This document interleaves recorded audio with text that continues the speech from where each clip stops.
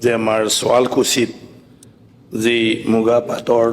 আমাৰ শিপিনী আছে বা যিখিনি প্ৰডাকশ্যন তাত কৰি আছে তাত সহায়ক হোৱা হিচাপে অলৰেডি ৰেহাই মূল্যত তাত আমি সূতাৰ ভঁৰাল কৰা হৈছে মুখ্যমন্ত্ৰী ডাঙৰীয়াৰ তেতিয়াৰ মানে তেখেতৰ ইনিচিয়েটিভতে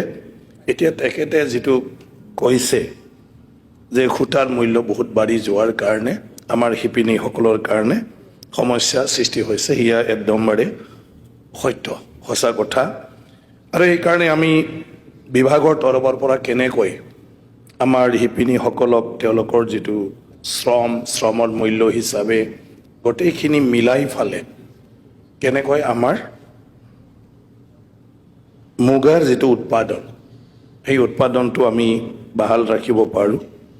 আৰু শিপিনীসকলকো আমি কেনেকৈ সঁহাৰি দিব পাৰোঁ তাৰ কাৰণে চিন্তা চৰ্চা কৰি থকা হৈছে আৰু তেখেতে যিটো কৈছে ডেফিনেটলি